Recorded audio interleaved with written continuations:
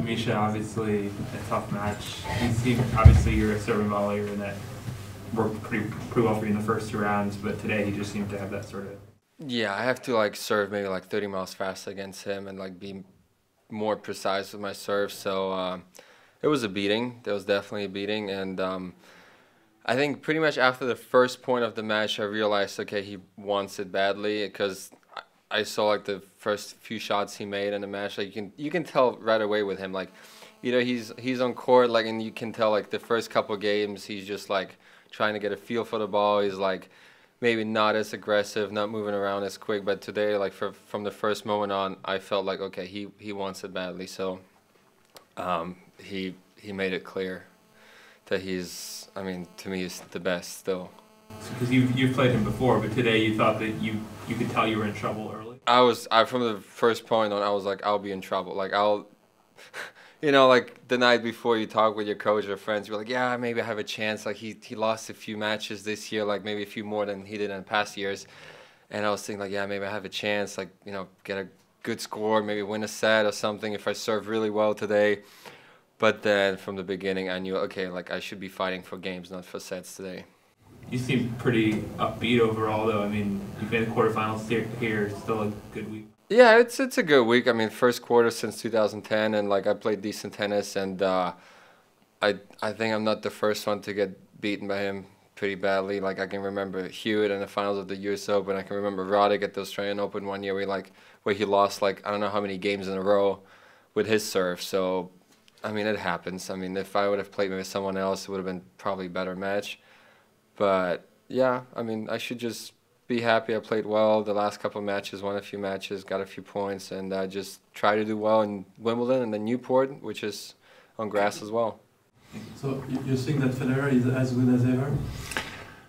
It's hard to say because the game is changing. So like in 2003, 4, 5, I feel like the game was a little bit different than it is right now, and he still plays phenomenal tennis. I just really think like he can still do it, but I just feel like the guys like Djokovic, Nadal, and Murray, they're playing different tennis than people used to play like in even like 8, 7 years ago. So I think with him it's more like also like a mental thing because I'm a huge Federer fan. I watch pretty much every match of his, and when he loses, I never have a feeling he loses matches because he's not good enough. It's mainly because he's like either a little bit injured or is like a mental thing with him. So I'm not saying he's mentally weak.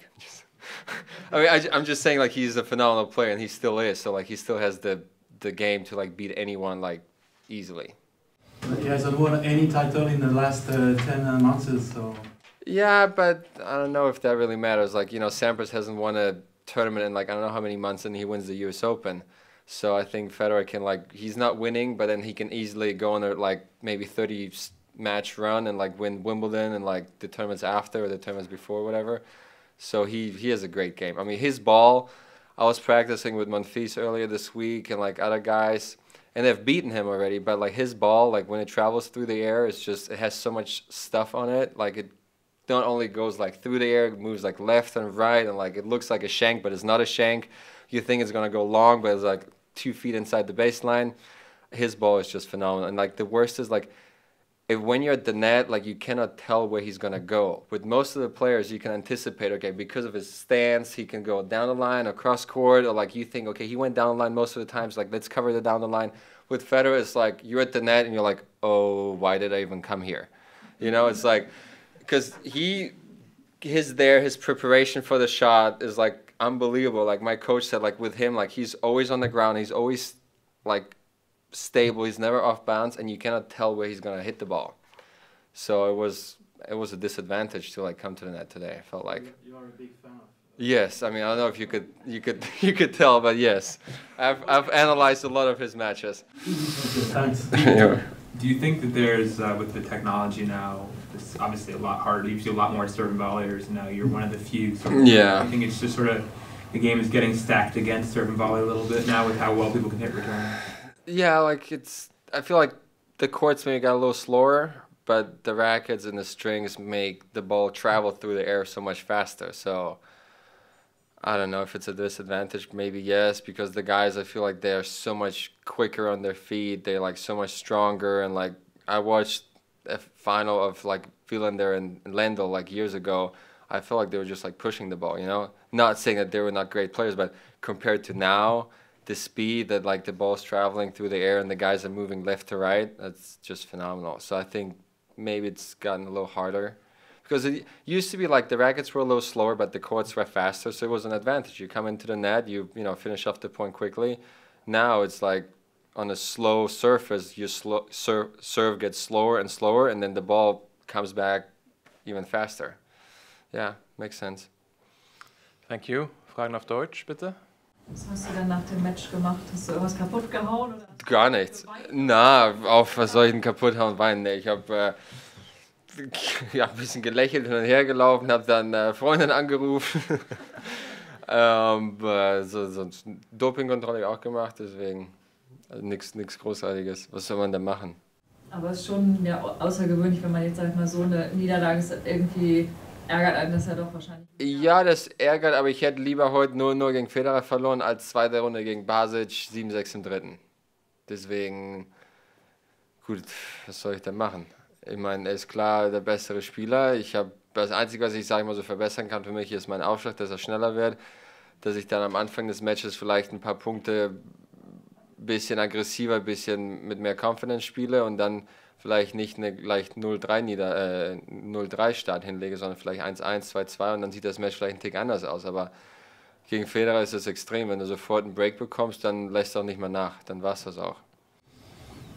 Hättest du gehofft, dass er dir am Ende ein Spiel vielleicht überlässt? Oder? Nein, das haben dann viele gesagt, oh, hättest du doch ein paar Spiele gemacht. Ich sage, und? Man hätte ein paar Spiele gemacht. Das Ergebnis ist schöner, aber das Gefühl, wie man den Platz verlässt, man jetzt 2-2 untergeht, 0-0 untergeht, wenn man wirklich untergeht, wenn jemand so dominant und so viel besser ist, dann macht der Score eigentlich auch keinen Sinn. Ich meine, also das macht mir keinen Unterschied. Hätte ich jetzt 1-2 verloren oder 0-0, 0-0 sieht halt ein bisschen härter aus, aber darüber kann man dann mehr lachen nachher. Hat man was zu erzählen, wenn ich sage, okay, ich habe gegen Federer 2-2 verloren, und sage, ja, es passiert. Wenn ich sage, ich habe gegen Federer 0-0 verloren, Rekord aufgestellt in Halle und bin vom Platz runter, habe gelacht, dann daran erinnert man sich dann. Mein Bruder hat gefragt, was war los? Ich ja, nicht viel, war alles gut. Trotzdem hast du auf Englisch schon gesagt, zufrieden mit der Turnierwoche? Besser, als wenn man erste Runde verliert oder sich irgendwie durch die Quali kämpft, wie letztes Jahr in der ersten Runde gegen Granollers verliert. Deswegen, das ist mir schon lieber.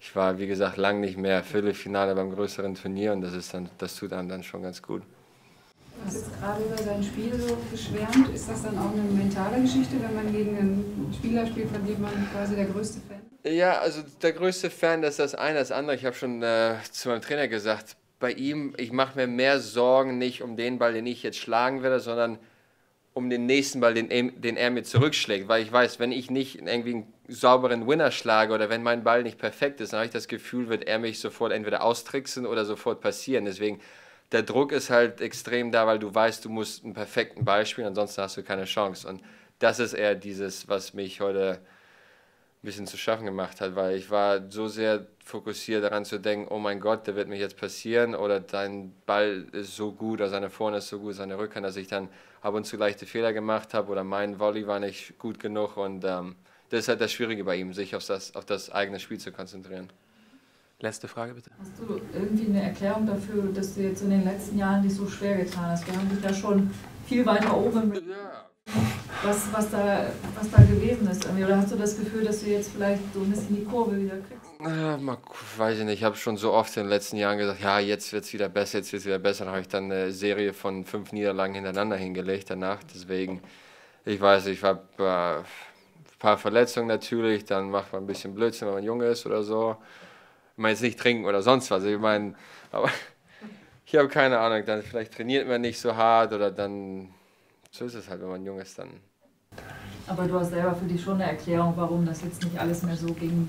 Aber so ein bisschen Pech, ich weiß nicht halt, das hat nicht mal so hingehauen.